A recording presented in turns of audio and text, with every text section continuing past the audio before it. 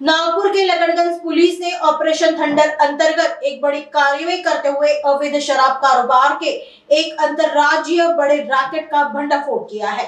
Police से milli जानकारी के अनुसार police ने मध्य प्रदेश के रीवा जिले से अवैध कोरेक्स की तस्करी और बिक्री करने वाले 2 आरोपियों को हिरासत में लिया है।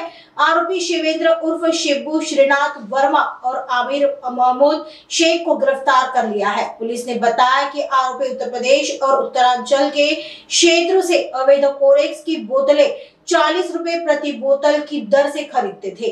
इसके बाद इसे 250 रुपए से 300 रुपए प्रति बोतल की ऊंची कीमत पर बेचकर भारी मुनाफा कमाते थे। पुलिस ने आरोपी के पास से करीब 10 लाख रुपए का माल जब्त कर लिया है। आगे की जांच लकड़गंज पुलिस कर रही है।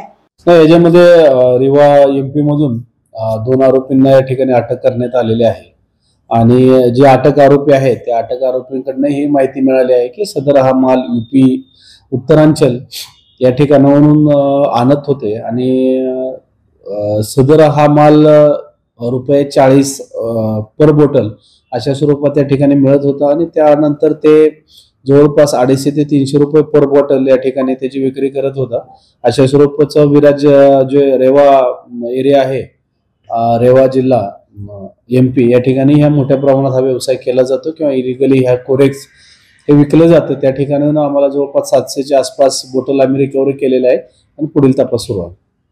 2 आरोपी पकडले, त्यामध्ये शिवेंद्र उर्फ शिब्बू श्रीनाथ वर्मा आणि आमिर महमूद शेख असे गरोबा मैदान या ठिकाणचे आहेत आणि हे लोक त्या ठिकाणावरून हे बोटल्स विकत घेत होते आणि त्या ठिकाणी थांबत होते आणि तिथून हा व्यवसाय चालवत होते। त्यांच्याकडून ह्या बोटल्स रिकव्हर केलेल्या आहेत। अजून जवळजवळ 700 बोटल रिकव्हर झालेल्या आहेत आणि सदर आरोपी हे जवळपास उत्तरांचल या एरियातून हा माल खरेदी करत होते आणि या ठिकाणी डिस्ट्रीब्यूट करून जे लोक दारूऐवजी किंवा नशेसाठी या कोरेक्सचा वापर केला जातो। आरोपीकडून सगळा टोटल मुद्देमाल जवळपास 10 लाखाचा मुद्देमाल आपण आतापर्यंत ताब्यात घेतलेला आहे आणि ऑपरेशन थंडर पॉइंट 2 याच्या अंतर्गत माननीय सीपी साहेबांच्या मार्गदर्शनाखाली ही मोहीम सुरू आहे आणि अजून याच्यामध्ये नक्कीच आरोपींची वाढ होईल आणि आम्ही शेवटपर्यंत त्या ठिकाणी आरोपींपर्यंत पोहोचू।